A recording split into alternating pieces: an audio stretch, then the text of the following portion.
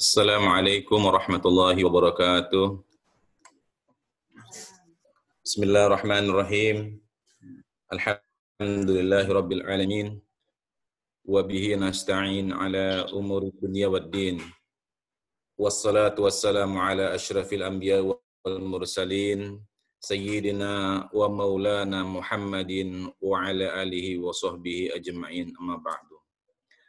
فقال الله تعالى في كتابه الكريم أعوذ بالله من الشيطان الرجيم يا أيها الذين آمنوا اتقوا الله حق تقاته ولا تموتن إلا وأنتم مسلمون.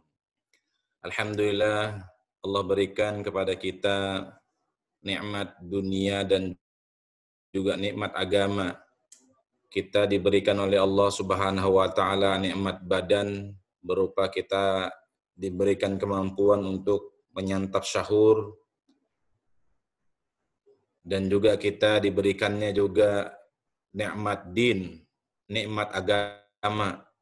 Saat ini kita diizinkannya untuk melaksanakan ibadah saum, ibadah zikir, dan berbagai macam ibadah-ibadah yang Allah Subhanahu wa taala berikan itu sebagai bagian dari kasih sayang Allah Subhanahu wa taala. Subuh hari ini kita duduk berzikir kepada Allah Subhanahu wa taala, dan mudah-mudahan duduknya kita ini nanti insya Allah kita bisa lanjut lagi dengan sholat syuruk sebagaimana kebiasaan kita sebelum terjadinya wabah ini. Kita membiasakan untuk duduk mendengarkan ta'lim, berzikir di masjid, kemudian sebagaimana kata baginda Rasulullah SAW, kata beliau, man shalla ghadata fi jama'atin thumma qa'ada yadhkurullaha, barang siapa yang dia salat subuh fi jama'atin dalam keadaan berjamaah, thumma qa'ada yadhkurullah, kemudian dia duduk berzikir kepada Allah Subhanahu wa taala, hatta tatlu'asy syams, sampai kemudian terbit fajar. Terbit fajarnya sekarang jam berapa ya? Sekitar jam 6 lewat mungkin.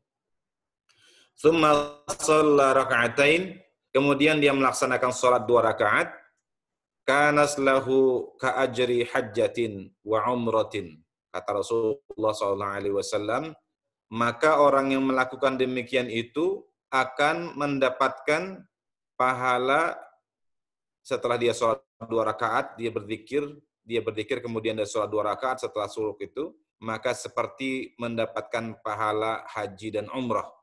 Kata Rasulullah SAW, tamatan, tamatan, tamatan, sempurna, sempurna, sempurna.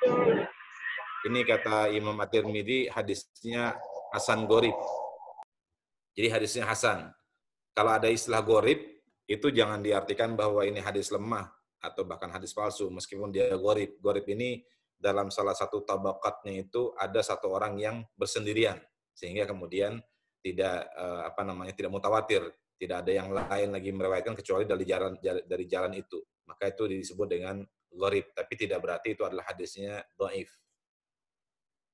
Jadi itu merupakan karunia Allah Subhanahu wa taala. Mudah sekali kita mendapatkan kemuliaan-kemuliaan meskipun dengan cara yang sangat-sangat, kalau menurut kita sangat mudah. Hanya duduk berzikir sampai jam 6, kemudian kita sholat syuruk. Nah, bagaimana Ustaz? Kan kita nggak di masjid sekarang.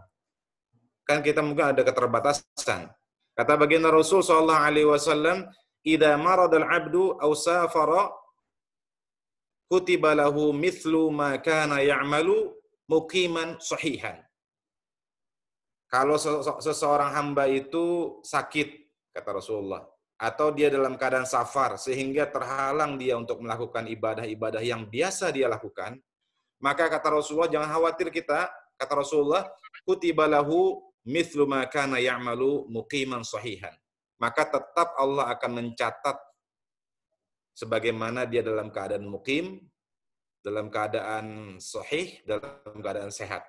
Jadi kalau kita dalam keadaan wabah seperti sekarang ini, meskipun kita sekarang mungkin sedang berada dalam keadaan sholat di rumah, Tapi pahala sholat jamaah, karena memang kita terbiasa sholat berjamaah di masjid, maka kita akan tetap insya Allah mendapatkan pahala kita sholat di masjid, sebagaimana yang biasa kita lakukan, dalam keadaan mukim, dalam keadaan sahih, kata beliau, dalam keadaan tinggal di rumah, tidak dalam keadaan safar, ataupun dalam keadaan sehat. Jadi subhanallah, ini bagian dari kasih sayang yang diberikan oleh Allah Subhanahu wa taala kepada kita semuanya. Jamaah Masjid Nurul Ilmi rahimakumullah, yang mudah-mudahan kita semuanya dirahmati oleh Allah Subhanahu wa taala. Wabah yang sedang kita hadapi ini sebenarnya merupakan momentum bagi kita, dan demikian memang orang-orang beriman selalu mengambil setiap waktu, setiap saat itu untuk menjadi momentum untuk kita semua menjadikan itu untuk lebih dekat kepada Allah Subhanahu wa taala. Jadi dalam kondisi pada saat ini minimal ada dua momentum yang penting untuk kita perhatikan. Ada dua momentum yang penting untuk kita tadaburi, untuk kita tafakuri, untuk kita perhatikan. Karena sesungguhnya Allah Subhanahu wa taala biasa memberikan momentum-momentum itu, biasa memberikan peringatan-peringatan itu kepada kita umat manusia ini, kepada kita orang-orang Islam ini, kepada kita orang-orang beriman, untuk senantiasa mendekatkan diri kepada Allah Subhanahu wa taala. Dan ini diberikan juga oleh Allah Subhanahu wa taala kepada umat-umat terdahulu. Paling tidak itu yang diberikan gambarannya oleh Allah Subhanahu wa taala kalau kita melihat dalam surah Al-Hadid ayat yang ke-16. Bagi Bapak Ibu yang sedang membuka Al-Qur'an, kita buka dalam surah Al-Hadid. Surah Al-Hadid itu surah ke-57. Ayat yang ke-16. Silahkan coba dibuka.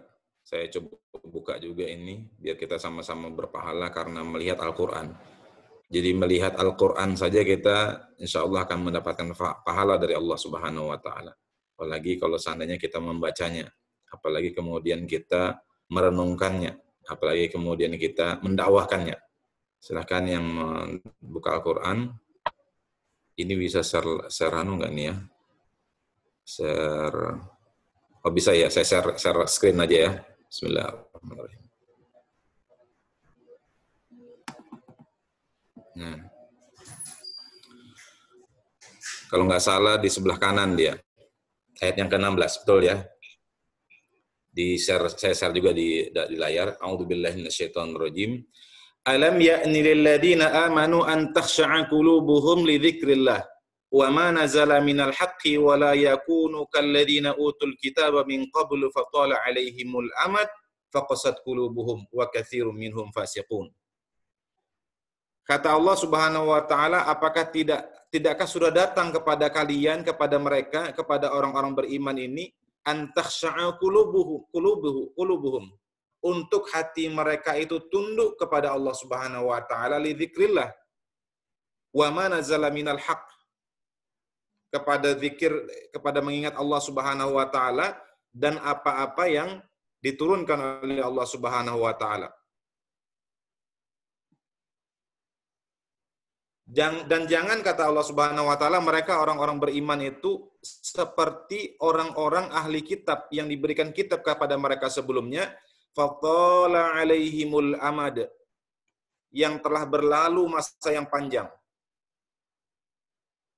Fatala alaihimul amadu faqasat qulubuhum.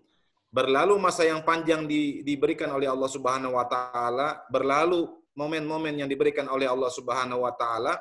Ada momentum ini diperingatkan oleh Allah, ada momentum ini diperingatkan oleh Allah, ada momentum yang lain diperingatkan oleh Allah, tapi berlalu demikian saja, tidak ada mengambil pelajaran dari momentum-momentum itu. Maka karena momentum itu dibiarkan lewat, faqasat qulubuhum, hati mereka menjadi keras. Wa katsirun minhum fasiqun, akhirnya apa? Kebanyakan di antara mereka itu menjadi orang yang fasiqun, orang-orang yang fasik.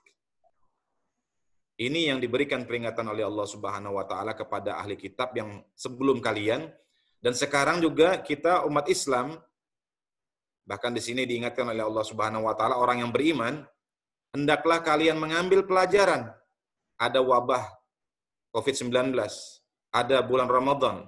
Ini diberikan oleh Allah Subhanahu wa taala momentum untuk kita fafirru ilallah. Kembalilah kalian kepada Allah Subhanahu wa taala.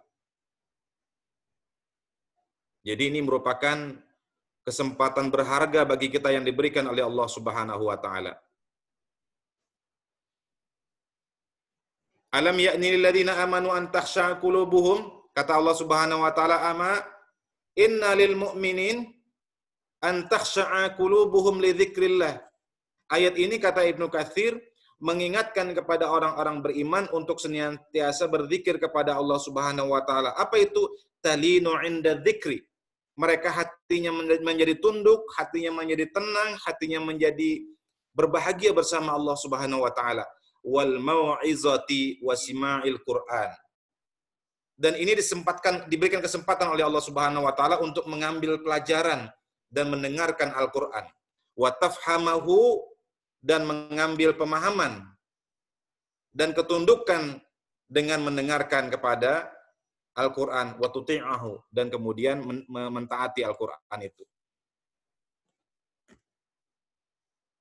Ini kesempatan diberikan oleh Allah Subhanahu wa taala, momentum pandemi COVID-19 ini, momentum bulan Ramadan ini, paling tidak bagi orang-orang beriman, mereka akan mengambil momentum ini untuk menguatkan lagi hubungannya dengan Allah Subhanahu wa taala, menguatkan kekhusyuannya, an takhsha'a qulubuhum, untuk menguatkan kekhusyuan hatinya, rasa takutnya kepada Allah Subhanahu wa taala, talina 'inda dzikri, ketika dia berzikir kepada Allah Subhanahu wa taala. Kata Ibnu Katsir, beliau mengutip sebuah riwayat yang disampaikan dari Shaddad bin Aus, bahwa diriwayatkan dari Rasulullah SAW, kata beliau, inna awwala ma yurfa'u minan nasi al-khusyu'. Sesungguhnya yang paling pertama diangkat oleh Allah Subhanahu wa taala dari manusia adalah kekhusyuan. Kenapa? Karena kebanyakan orang-orang itu tidak mengambil momentum yang diberikan oleh Allah Subhanahu wa taala ini untuk mendekatkan diri kepada Allah. Allah ingatkan kita dengan wabah COVID-19. Allah ingatkan kita dengan bulan Ramadan. Allah ingatkan kita dengan berbagai macam peristiwa yang terjadi dalam kehidupan kita. Tapi ketika kita tidak mengambil pelajaran dari peringatan-peringatan Allah itu, faqasat qulubuhum. Na'udzubillahi min dzalik. Maka keras hati mereka, kata Allah Subhanahu wa taala. Hati yang tidak khusyuk kepada Allah, lama-lama kemudian hatinya keras. Makanya diingatkan oleh baginda Rasul sallallahu alaihi wasallam, yang paling pertama diangkat oleh Allah Subhanahu wa taala dari manusia itu adalah al-khusyu'. Allah ingatkan, wala yakunu kalladzina utul kitaba min qablu fatala alaihim. Siapa mereka?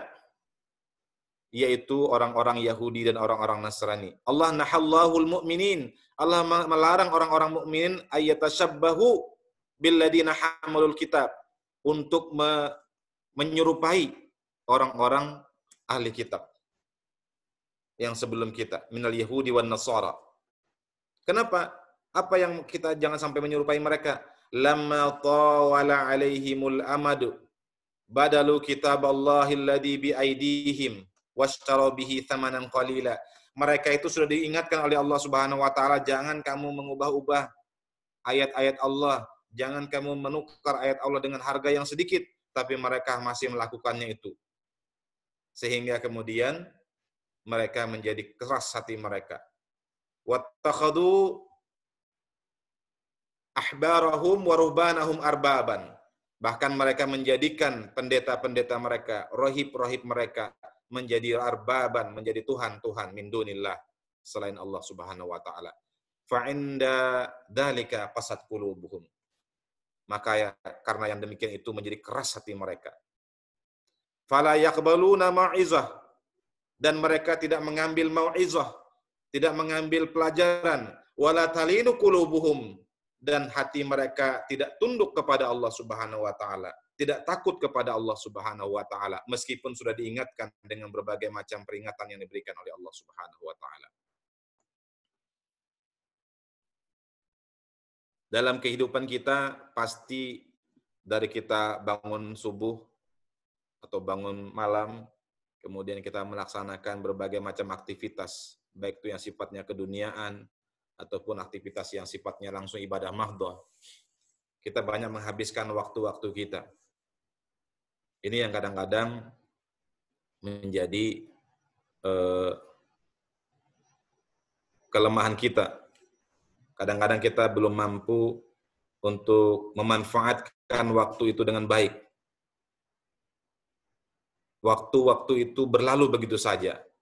Momentum-momentum itu berlalu begitu saja tanpa ada rasa penyesalan dalam hati kita.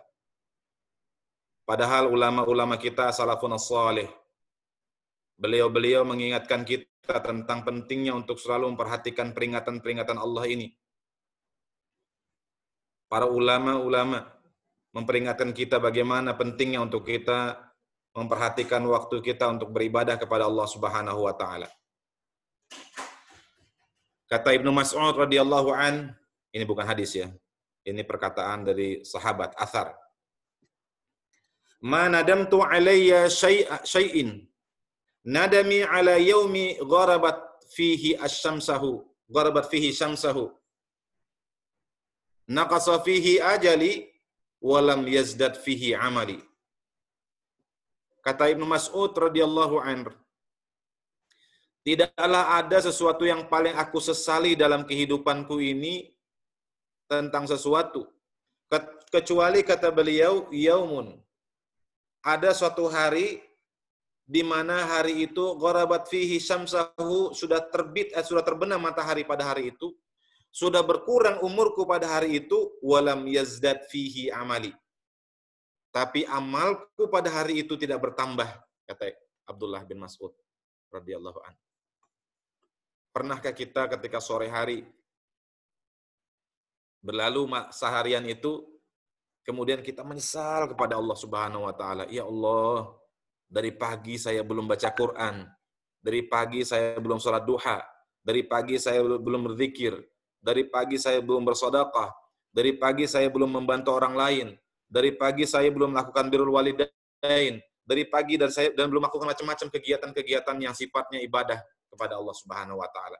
Baik sesuatu yang sifatnya ibadah yang mahdhah, hubungan kita langsung kepada Allah Subhanahu wa taala, ataupun ibadah yang sifatnya sosial, keduniaan.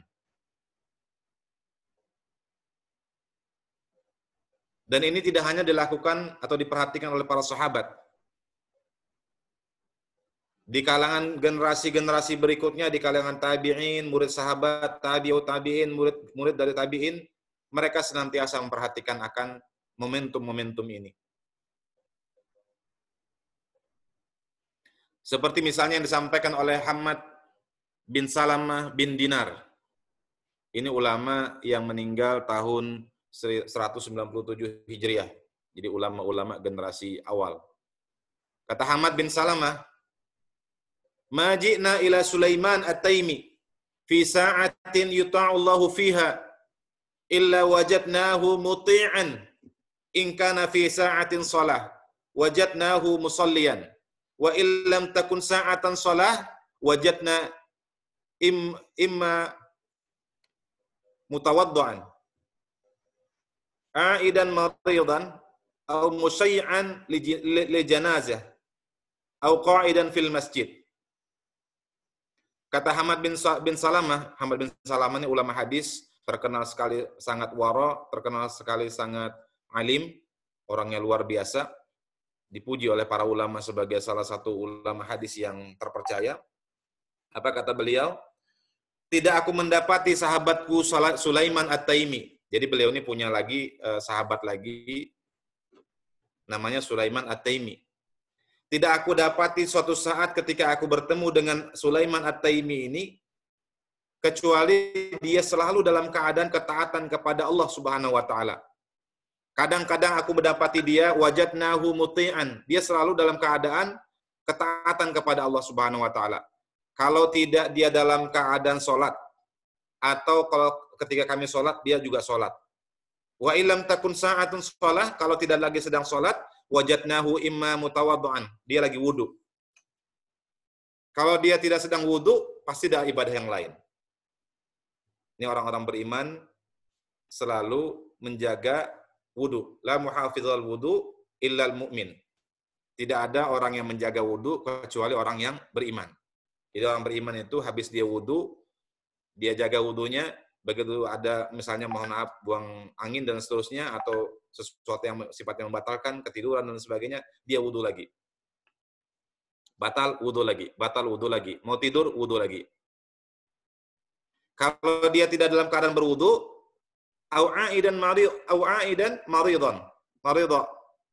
Jadi ketika dalam keadaan tertentu kadang-kadang dia menjenguk orang sakit atau dalam keadaan dia mendatangi jenazah. Au qa'idan fil masjid, atau dia sedang duduk di masjid. Jadi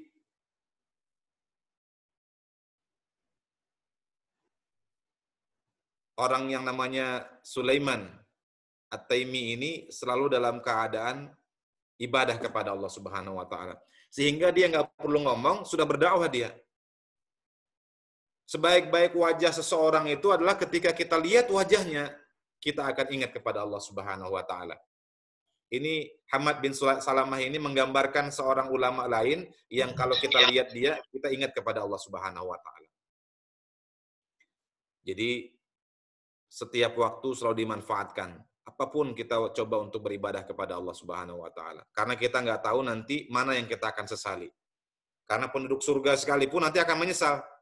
Jangankan penduduk neraka, penduduk surga saja menyesal. Laisa yatahassaru ahlul jannah illa ala sa'atin marrat bihim lam yadhkurullaha fiha. Nanti penduduk surga itu tetap akan menyesal ketika sudah masuk surga. Kenapa? Karena mereka ingat di dunia dulu ada satu saat dalam kehidupan mereka, mereka tidak berzikir kepada Allah Subhanahu wa taala. Jadi penduduk surga saja menyesal. Bagaimana penduduk neraka? Nah, oleh karena itu diingatkan oleh Imam Ibnu Katsir tadi, salah satu peringatan yang penting untuk kita perhatikan dalam bulan Ramadan dan masa COVID-19 ini, di mana kita banyak menghabiskan waktu kita di rumah, itu adalah wal mau'izah wasima'il Qur'an. Ini disampaikan dalam tafsir Ibnu Katsir yang saya sampaikan di depan tadi, wal mau'izah wasima'il Qur'an. Jadi dalam bulan Ramadan ini waktu kita lebih banyak untuk membaca Al-Qur'an. Itu Imam Asy-Syafi'i yakhtamul Qur'an fi syahri Ramadan sittina hatmatan. Imam Asy-Syafi'i itu dalam bulan Ramadan ini beliau mengkhatamkan Qur'an itu sittina khatmatan. 60 kali. Ada yang mengatakan beliau 1 kali khatam pada siang hari, 1 kali khatam pada malam hari. Loh, katanya tidak boleh lebih dari 3 hari, kata Rasulullah. Betul. Kata Ibnu Rajab Al-Hambali, memang peringatan Rasulullah itu tidak boleh lebih daripada 3 hari. Aqwa, kata sahabat, ana aqwa ya Rasulullah. Saya lebih kuat daripada itu ya Rasulullah. Disuruh mengkhatamkan 1 bulan, ana aqwa, inni aqwa minhu. Saya lebih bisa daripada itu. Kalau gitu 7 hari sekali. Ana aqwa ya Rasulullah, inni aqwa, sesungguhnya saya mampu ya Rasulullah. Kalau gitu 3 hari. Kata Rasulullah, jangan kau lebih dari 3 hari karena engkau tidak akan paham. Jadi kata Ibnu Rajab, yang dimaksud oleh Rasulullah ini adalah bukan merupakan larangan yang sifatnya haram. Pada waktu-waktu tertentu, setiap bulan Ramadan misalnya, kemudian pada saat-saat tertentu, seperti di lokasi-lokasi tertentu, misalnya sedang di Masjidil Haram, pahalanya 100.000 kali, maka kata Ibnu Rajab Al-Hambali dalam Lataiful Ma'arif, itu beliau katakan boleh kita melakukannya lebih daripada itu. Nah, kata Imam An-Nawawi,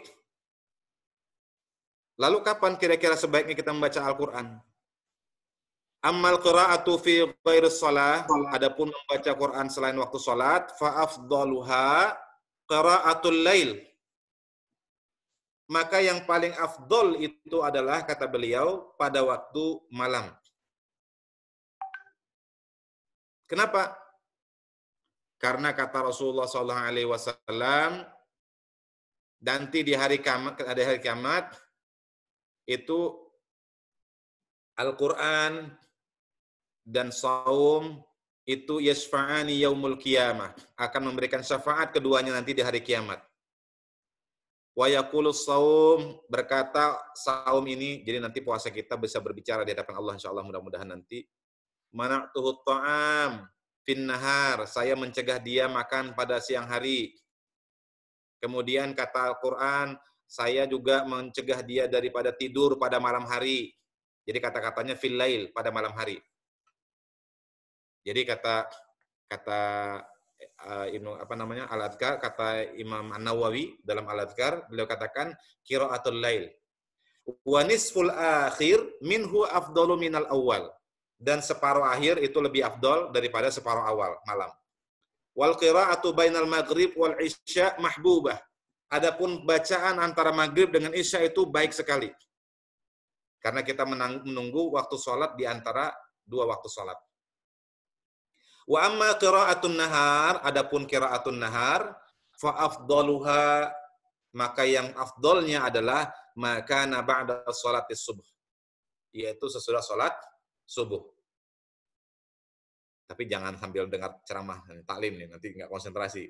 Ini kita mempelajarinya nih, karena kita membaca surah Al-Hadid ayat yang ke-16. Ini juga bagian dari interaksi kita dengan Al-Quran. Kemudian kata Imam Nawawi, wala qarahatu fil qiraah, dan tidak ada waktu karaoh untuk membaca Al-Quran ini, untuk qiraah ini. Kalau seperti waktu sholat, kata beliau, minal auqat, itu ada waktu-waktu yang karohah. Ketika matahari terbit, nggak boleh. Makanya nanti waktu syuruk, jam 6:05 misalnya kita lewatkan sekitar 5 atau 10 menit. Bahkan kalau dalam keterangan mazhab Syafi'i, sebagian itu dikatakan hampir sekitar, kalau di waktu kita sekarang sekitar 20-an menit. Jadi agak dipanjangkan sedikit. Jadi jangan pas waktu matahari terbitnya. Kadang-kadang kita hati-hati juga ketika waktu syuruk, kita lihat dulu matahari masih terbitnya. Kalau dia belum sempurna munculnya, jangan sholat dulu. Karena itu dilarang oleh Allah Subhanahu wa Ta'ala. Jadi ada waktu karohah. Nah, jamaah rahimakumullah, mudah-mudahan kita termasuk hamba Allah Subhanahu wa Ta'ala yang pandai mengambil mau'izah, mengambil pelajaran dari momentum-momentum yang diberikan oleh Allah Subhanahu wa Ta'ala ini, mengambil i'tibar dari peristiwa-peristiwa yang kita hadapi, sehingga Allah Subhanahu wa Ta'ala, semoga Allah Subhanahu wa Ta'ala meningkatkan kekhusyuan kita kepada Allah Subhanahu wa Ta'ala, meningkatkan rasa khauf kita kepada Allah Subhanahu wa Ta'ala, meningkatkan rasa harap kita kepada Allah Subhanahu wa Ta'ala, sehingga hati kita tetap lembut, talinu juluduhum, dan kita dzikir kepada Allah, ingat kepada Allah Subhanahu wa Ta'ala untuk senantiasa mendekatkan diri kepada Allah Subhanahu wa Ta'ala. Mungkin apakah ada waktu untuk tanya jawab? Kami kembalikan kepada moderator.